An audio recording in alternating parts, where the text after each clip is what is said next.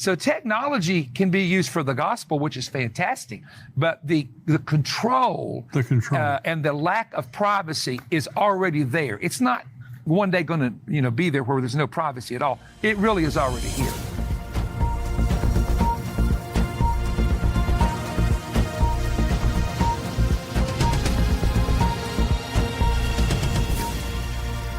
To watch the full interview with Perry Stone, go to endtimes.com, become a subscriber, $7 a month, $77 a year. You get all of our articles, all of our videos, all week long. Plus, you'll get this entire interview. Welcome to the Tipping Point Show. I'm Jimmy Evans. I'm so glad that you've joined me today. Now, I have been teaching from my book, Look Up, and I'm going to resume that teaching next week. But I have a very special guest with me today. We're going to talk about a book that he's written. Perry Stone is an internationally known evangelist and Bible teacher. He's a best-selling author with over 100 books and booklets in print in many different languages.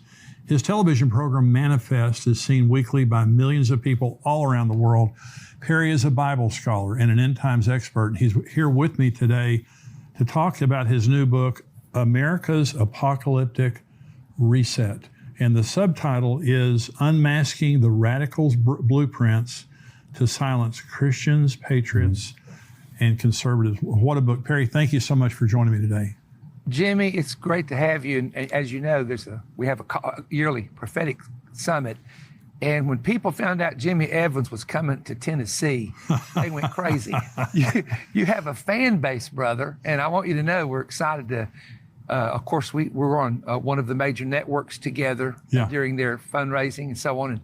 And I just want to say it's a great honor. And I've known you for quite some time and preached at your church years ago in the winter months. And I'm so glad to do that. So thank you for having me. Well, our people love you. We have that in the round sanctuary there. Yes. And they absolutely love you. Well, I've listened to you for I don't know how many years, at least 20 years. And you're a scholar, you are a true scholar, and you have a fascination with the end times and not just the end times, but the things that are happening in the world, but from obviously a prophetic perspective. Right. And you've written this book, America's Apocalyptic Reset. And I love the book. And I want to talk about this because, Perry, there's so much anxiety today, even among Christians, even those of us who love Jesus. You see the things that are happening in the world today. Now we have these riots that took place in Chicago and Los Angeles, and the teachers getting fired for saying "Good morning, girls" and all that kind of stuff. Yeah. And, the transsexual things.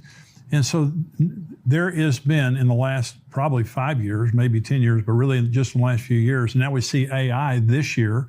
We have AI introduced, which is causing a major disruption. And so tell me why you wrote the book. What's on your mind as it relates to America's Apocalyptic Reset? It's really interesting because I have been in ministry now for going on 47 years. Wow. And I'm not an old man yet, but I'm mature. I'm going to claim that too. There you go. We're mature. We're just maturing. I will say this, that a man just a moment ago was walking our property. He's not related to me, but his last name is Stone. He's related to Jensen Franklin. And he said, "Perry, you've been preaching this for 40 years. I've known you that long." He said, "It's really happening. Perry. Yeah. It's really happening." I want the people that watch you and I together to realize this. You've been sounding the trumpet. I have as well for many years. Oh. There comes a time when everything that we've talked about, whether it be the positive things of the last day outpouring, the positive of the gospel going around the world, the positive of God's power being released in the earth, and the knowledge of prophecy filling the earth, those are the positive things. But these negative things that we talk about, keying in especially on that Revelation chapter 13, which is a global religion under a false prophet, a global kingdom with 10 major nations and their leaders under we call it a beast system. The Bible identifies it with the imagery of a beast, which in Greek in the Revelation means wild beast. It's a specific word for a dangerous wild animal. And we know that your people and my people both know the prophetic symbolism connected with that in Daniel and Revelation. There comes a time that it has to begin happening. And when Jesus would tell his followers, you believe in God, believe also in me. Do not be afraid. and you see the fear nots in the Bible, and you see the Lord telling people what's going to happen, but at the same time telling the people of God to not be afraid, what we have to do is we have to be alerted to the times. This is the spirit of the sons of Issachar. Yeah. In the Old Testament, this tribe is said to have known the times and the seasons that were connected to Israel and what should be going on and what should be happening. Every believer needs to ask God to give them that same anointing that the sons of Issachar had, to be able to say, we do not want the seasons and the times to scare us, but to prepare us. That's right. And I've always said prophecy is never, for a believer, about being scared. It's only about being prepared. That's exactly right. Staying ready for the return of the Lord at any moment. Even preparing for like the natural disasters. We know they're coming. That's right. So what do? People who are prepared are less apt to be afraid when they see the events take place because they've already prepared for it. And I'm reminded about Noah, where it says that Noah, being warned of God, was moved by fear to prepare an ark for the saving of his house. And I said, no, God, it's a contradiction. You've told us not to be afraid. He said, no, he was moved by the fear of the Lord. Wow. And he knew what was coming. So the fear that moves us is our fear of the Lord, that the wrath of God is real. Right. The tribulation judgment is real. The judgments coming to the nations is real. So that is where we fear God, because we know that he is a just God, a God of righteousness and judgment, but yet we know he loves us. That's right. So therefore our fear is not to be afraid of what man can do. What did Jesus say? Do not be afraid of what man can do. Only be afraid of eternity, the person that can take you into hell. That's what you should fear, is going to hell and being lost. So I think that we have to understand we are now coming into those times. So let's be informed and let's be prepared. And that's the message that I would give to the body of Christ. And that's what I see in this book is no fear, but there are some things we need to be prepared for. And No question. So let's start. This says ancient Babel globalism now taking effect. So talk about that. Okay. When you go into Genesis chapter 11, you find that a man by the name of Nimrod built what was called the Tower of Babel. Later in that same area in the book of Daniel is Babylon. And it was where the Babylonian Empire was formed. Now, when you look at the tower, there were several things that remind us of today. First of all, we find out that they were trying to organize a global form of government. Right. One leader that controlled all those regions of that part. First real world global government came with the tower in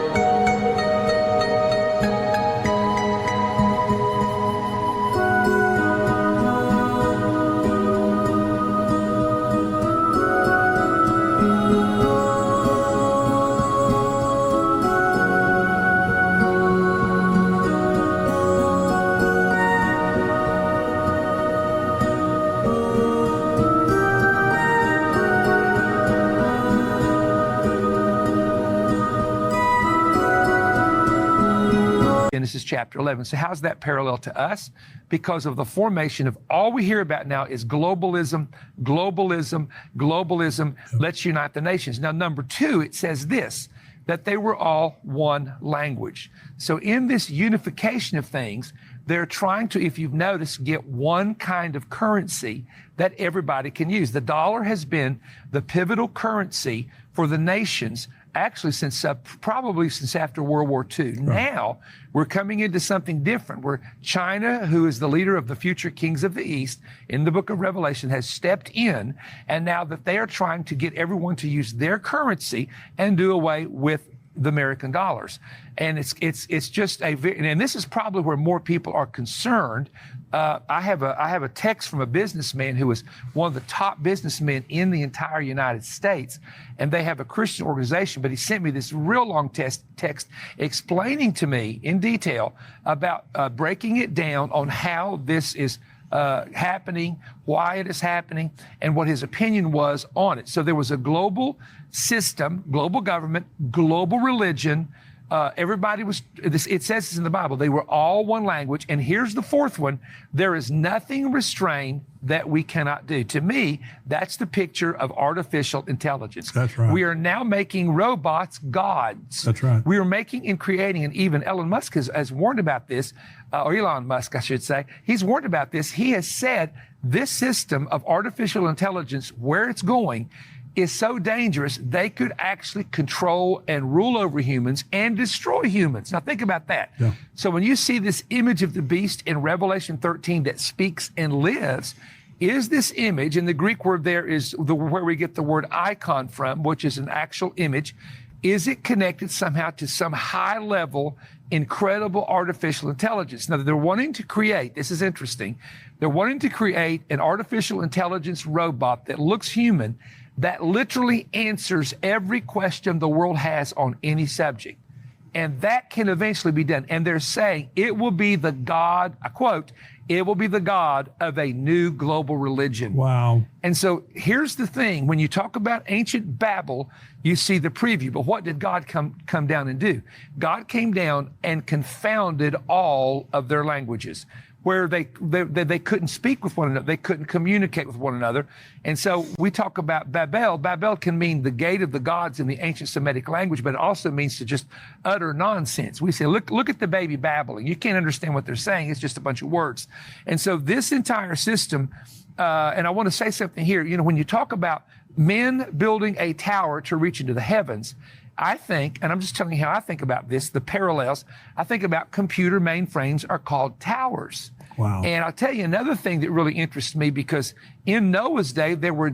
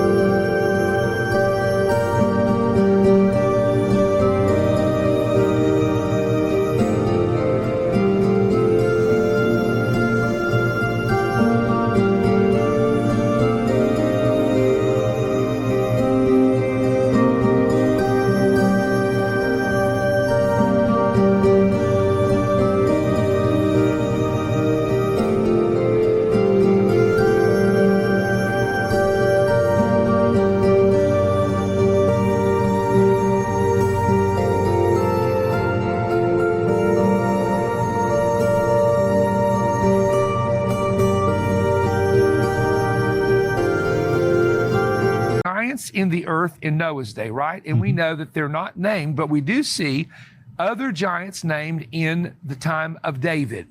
And when David was about to set up the kingdom, and he did it through Solomon, of course, after his death, when the kingdom was about to come, there were giants that were in existence that David had to take care of, and there are 5 of them. There's Goliath, Lami, Saph, Ishbibenoth, and the giant from Gath, and they're named that way in the Bible. David took out all 5 of them. Now, someone said, how is that parallel to the time of the end, that in the days of Noah, there were giants? What are our giants? And the answer is tech giants. The tech giants that we have are literally intimidating the world, controlling the world, controlling thinking. They are changing the thinking of an entire generation. And without naming them, there are 5 of them. Wow. That is absolutely... Just like in David's day, before the kingdom was established in Israel. So the Bible, what I'm saying is, the Bible has so many historical parallels that it says in Ecclesiastes, the thing which has been is that which shall be, that which has been done is that which shall be done, nothing new under the sun. So if you want to know the future, and I know you understand this very well, you go to historic references as it was in the days of Noah, the day it will be in the coming of the Lord, days of Lot, in the days of the coming of the Lord, and you find examples, and it's loaded with what you will see happen again at the time of the end. And that's just an example. I call it the Babel effect in the book. Well, you know, in Genesis 11 that you're referring to, when God came down, it said, because they have one language and they're of one mind, nothing will be impossible for them. That's it. Nothing restrained. Yeah. So they can't do. Yeah, that's what's happening. But look at see it now. Look at the 5 tech giants that you're talking about. They're controlling the world. Totally controlling the world. You can't even go on a computer to get information till you use one of them to find out where you're going. That's right. And you know, it's total control. It is control. In the United States of America, we have antitrust laws. But as it relates to those tech giants, they stand apart from the laws. You would never, 30, 40 years ago, allow a company to become that dominant in one space. But we do. Well, today. I asked a guy who's very familiar, and I definitely would not name this fellow. He could lose his job. That works on the inside. I said, why is it that these giants get by with so much? And we know there was influence in elections, and we're not going to get into that, but there's so many things that they can control. And he said, one of the main ones that was invented and released was invented for the purpose of allowing the government to track information. Wow. And he said, that's all I'm going to tell you. So in other words, they're not going to take away a system that people trust that gives all their information, that they can go into and collect that, just like they do, you know, with they do it with commercials. And if you ever notice, and you can test this at home, and I have never met the man. I have been invited to meet the man that does this. There was a man that has a business that it's big as a football field with nothing but computers. And what he does is, if you say, man, I'm so hungry for a hamburger, all of a sudden, if you go to your computer, you'll see maybe a McDonald's or a Burger King ad come up. And that's why you get ads after you said something in your car, or you said something where your computer's present, and it actually exists. It's not a story, it's actually real. And the guy was telling a friend of mine, if Mr. Stone wants me to work with him, if someone is just saying the word prophecy, we can get ads for Mr. Stone's books that will come up right when they look up anything that has an ad, whether it's a news channel or whatever. Mr. Stone's ad would come up. Of course, there's a price to pay for doing it. It's not free. And that's where we're at. I mean, so technology can be used for the gospel, which is fantastic, but the control, and the lack of privacy is already there. It's not one day going to be there where there's no privacy at all. It really is already here. To watch the full interview with Perry Stone, go to endtimes.com, become a subscriber, $7 a month, $77 a year. You get all of our articles, all of our videos all week long. Plus, you'll get this entire interview. endtimes.com, $7 a month. God bless you.